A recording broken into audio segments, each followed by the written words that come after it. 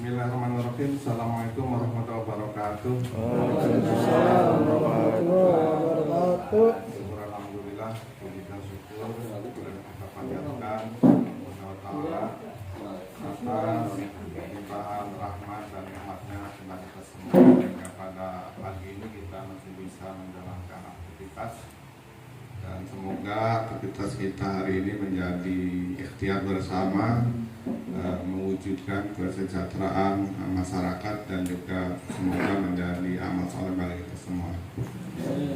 Salam semoga senantiasa dilimpahkan kepada junjungan kita Nabi Muhammad SAW dengan keluarganya, para sahabatnya serta umat yang terjaman. Dan mudah-mudahan kita yang hadir di sini beserta keluarga besar kita, mereka berjawab termasuk hamba yang mendapatkan sahabat Nabi Muhammad nanti di yaumil akhir. Amin amin amin. Yang saya hormati Ibu Vita beserta tim dari Kementerian Kelautan. Terima kasih Bu sudah sudi mengunjungi desa kami. Selamat datang. Mudah-mudahan ini jangan yang terakhir kalinya Bu. Kita jalin silaturahmi. Yang saya hormati Ketua BPD, Ketua Lembaga Desa, yang saya hormati para pelaku usaha perikanan, ada unsur petani garam, pengolah dan pemasar, pembudidaya ikan, petani tambak. Perlu saya perkenalkan dulu Bu, nama saya Sudarno. Kalau di medsos Darno Enjoy Bu. Di YouTube, di TikTok, di fanpage. Jadi kalau ingin melihat track record saya di Darno Enjoy saja, itu sebagai bisa diakses kegiatan-kegiatan kita di sini. Dan juga perlu saya sampaikan bahwa Desa Cemara Kulon ini desa paling muda di Indramayu Bu. Umurnya baru 12 tahun. Baru 12 tahun Bu. Dimekarkan tahun 2011. Motivasi kami pemekaran desa ini ingin mengejar ketertinggalan desa kami baik secara infrastruktur, ekonomi, sosial, pendidikan. Karena desa kami sebelum pemekaran, karena desanya cukup luas ini sebelum pemekaran, pembangunan di blok Kulon ini hampir terisolir, hampir tertinggal. Saya ingat betul tahun 2011 saja setelah dimekarkan, kebetulan saya sebagai koordinator pemekarannya Bu, provokator pemekaran, alhamdulillah dipercaya mengawal jadi PJKU tahun 2011-2012. Infrastruktur kami sangat jauh tertinggal. Kami merdeka punya akses normal itu 2014 Bu. Akses jalan itu dikerjakan oleh kolaborasi antara PUPR dan Kementerian Kelautan, program peningkatan dan pengembangan produksi garam yang dikerjakan oleh Waskita Karya.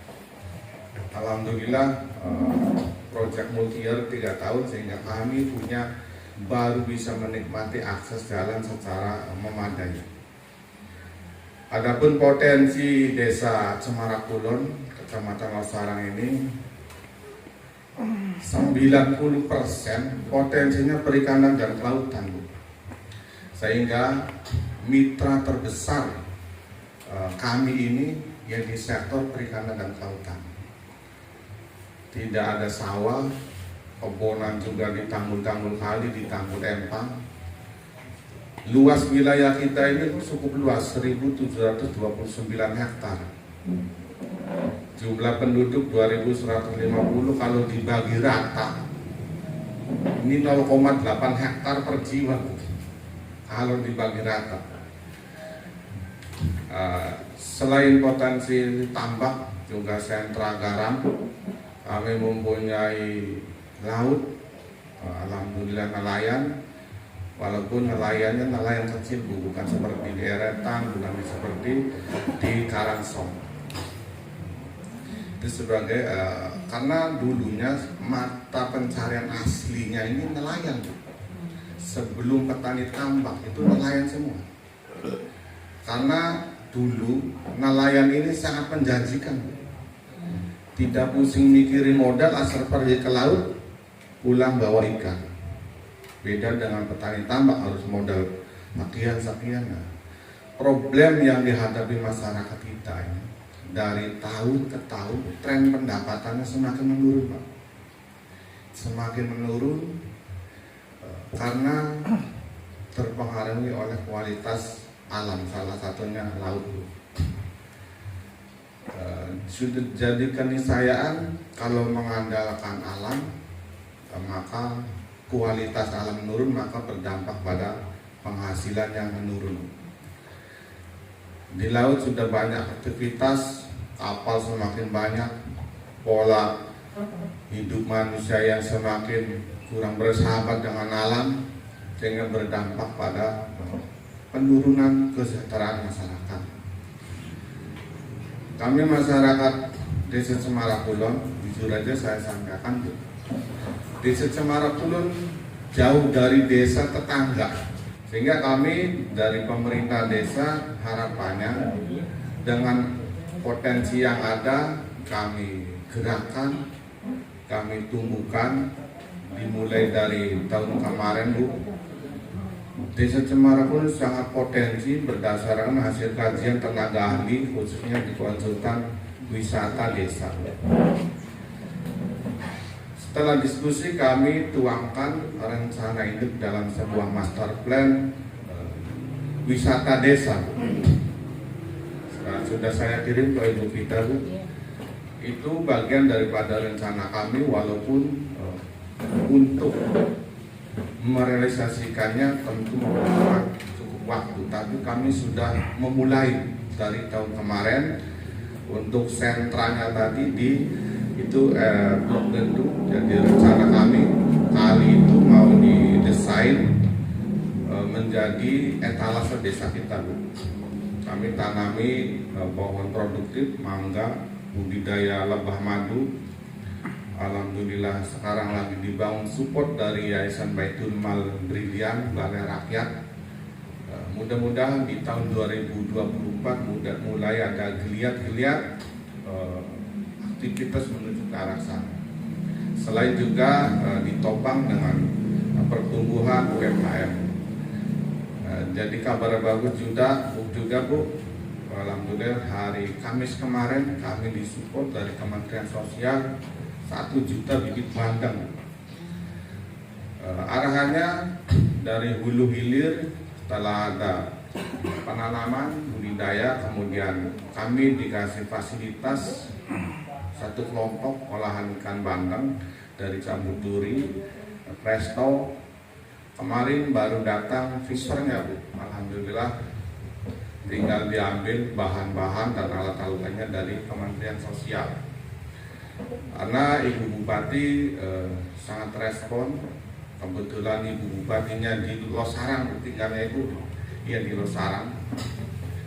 Tahu betul bahwa potensi Desa Cemara Kulon ini sangat besar, sehingga Ibu Bupati ingin produk-produk khususnya hasil olahan ikan ini bisa di branding dan bisa dinaikkan kelas. Kami komitmen, kemarin sudah sosialisasi untuk terus bergeliat UMKM-nya menuju ke arah sana. Karena tadi permasalahan nelayan, petani tambak juga sama Pak Bu, tren pendapatan semakin menurun. Apa gambarannya? 10 hektar kalau naruh pekerja satu itu nggak kebayar Bu sekarang. Beda dengan dulu. Karena tadi kualitas alam semakin menurun. Pemerintah desa merencanakan mendesain menjadi desa kunjungan, salah satunya Kalsang. Berharap pekerja migran yang mempunyai pengalaman, mempunyai skill bisa ada wadah, sebuah tempat untuk menyalurkan keterampilan. Itu salah satu motivasi kami. Karena jujur Yakup Pantura akses jalan jauh, sehingga kami bagaimana berupaya di sini menumbuhkan lapangan-lapangan pekerjaan. Apalagi permasalahan sampah, ya ini menjadi juga permasalahan kita.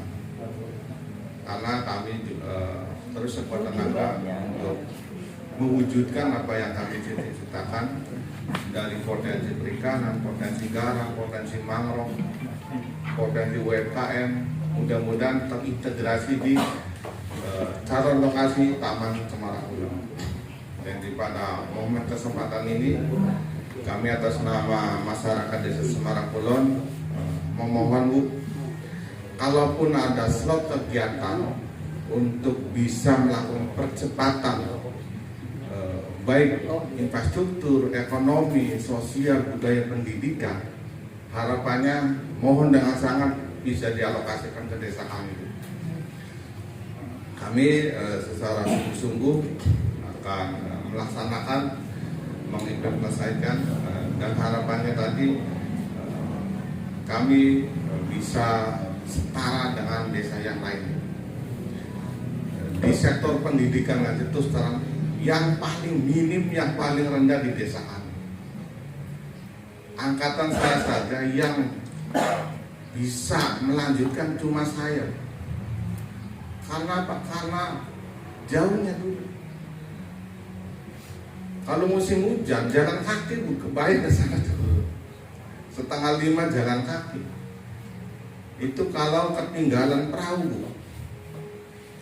Kalau enggak jalan kaki, berangkat itu jam 1:30 malam. Ini bukan marah, saya sendiri pelakunya Pak.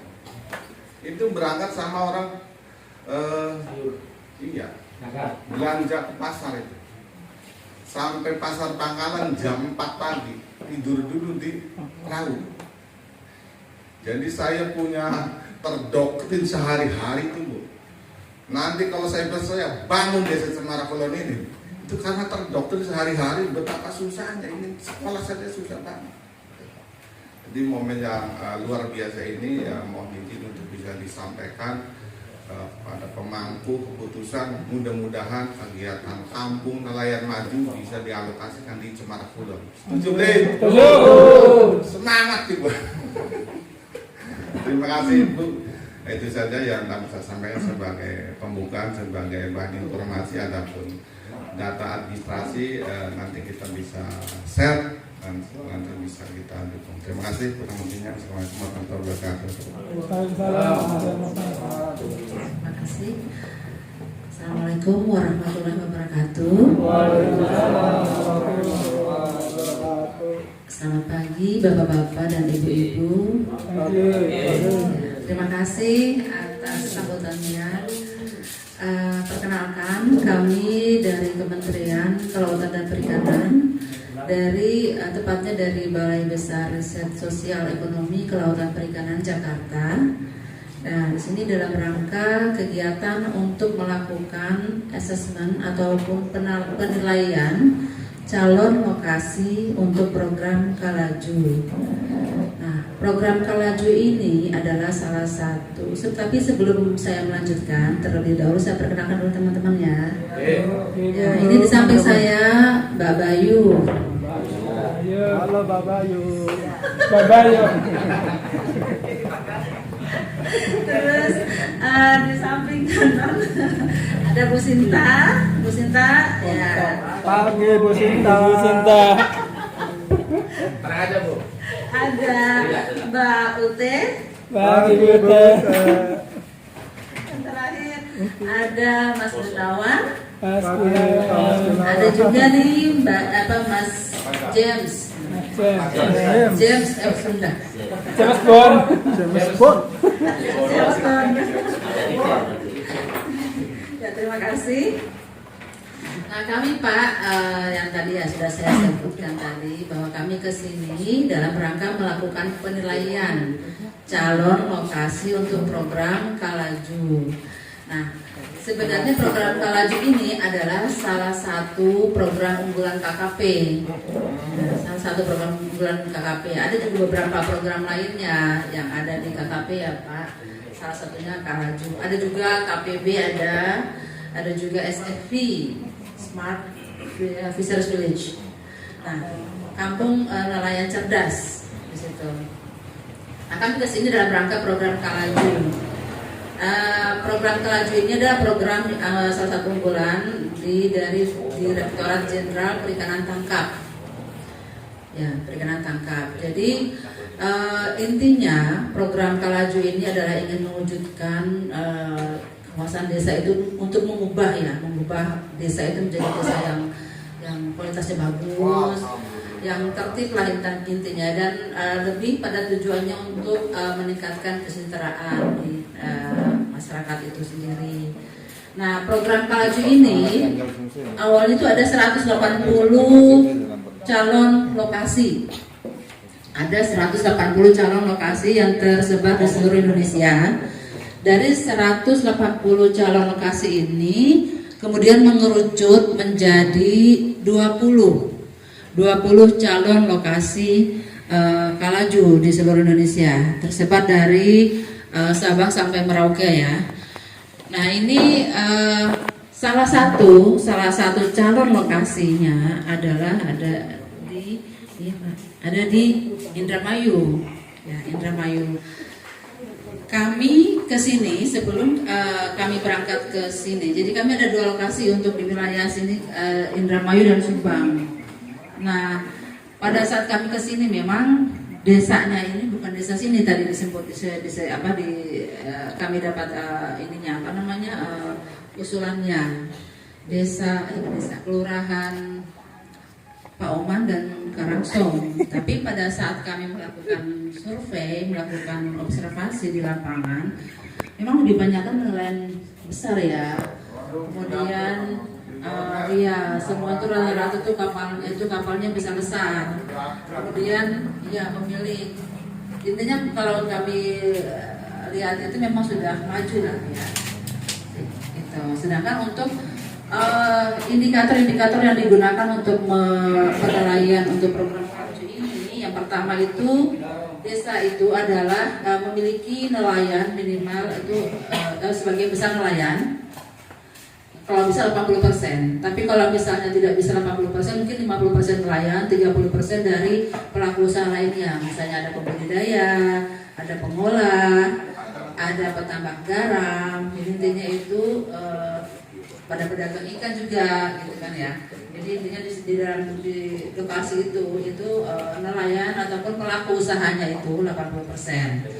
Kemudian dilihat dari sarana prasarana mungkin kita juga bisa melihat apakah di situ itu di dalam lokasi tersebut ada tidak sarana prasarana penunjang kegiatan perikanan di situ. Apakah ada TPI, apakah ada SPDN, seperti itu. Nah, kemudian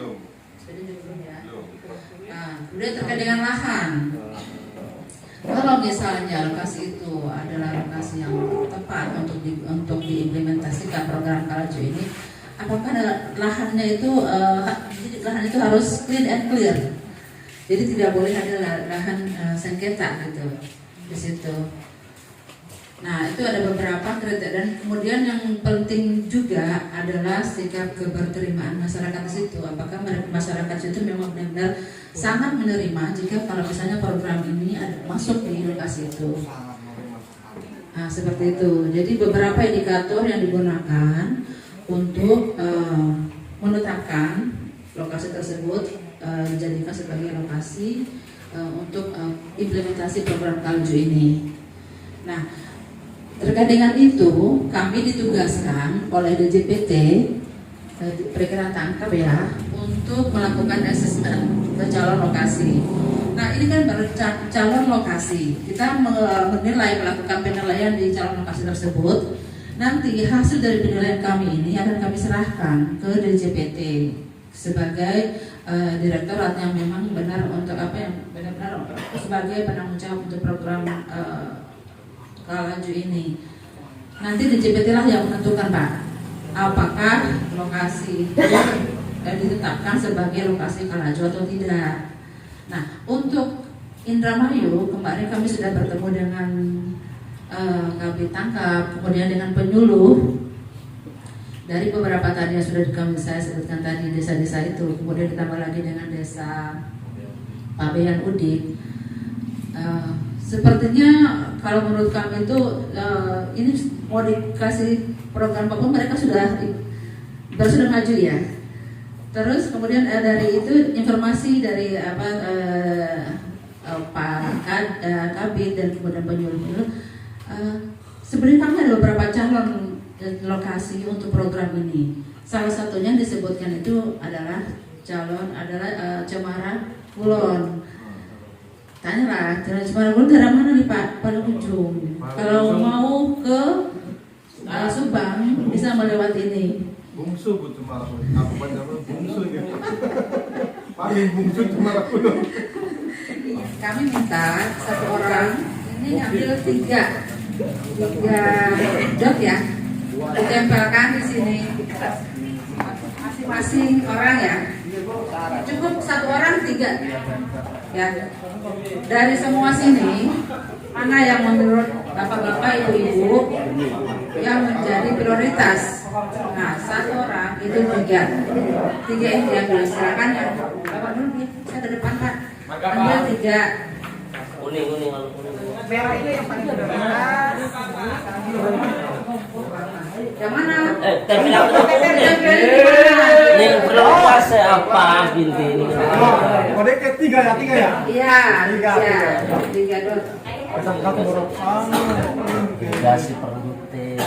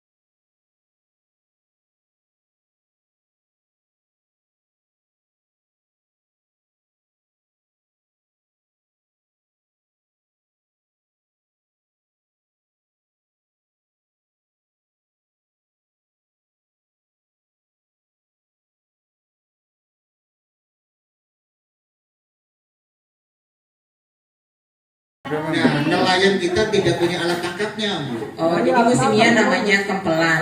Kempelan, istilah adatnya. Istilahnya, istilah di sini. Iya. Istilah di nelayan kan? Iya, istilah di nelayan. Intinya nelayan kita di sini kekurangan alat tangkap. Ya, jadi pada saat musim ikannya berbeda, udang ada, alat tangkapnya Bapak tidak punya gitu. Di sini rata-rata nelayan apa Pak? Tradisional. Iya, alat tangkapnya apa? Rampus. Rampus itu biasanya untuk ikan layur kembung. Jadi tadi seperti tadi pada saat musim udang tidak cocok alat tangkapnya. Ya, oke.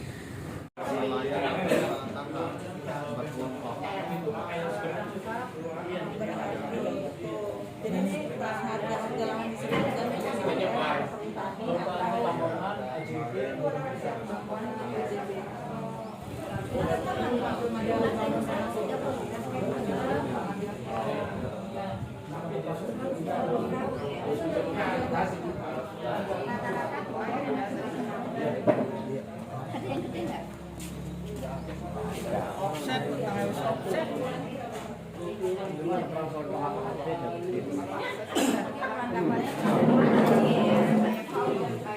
bapaknya punya nih berapa Pak? Kalau berapa bulan?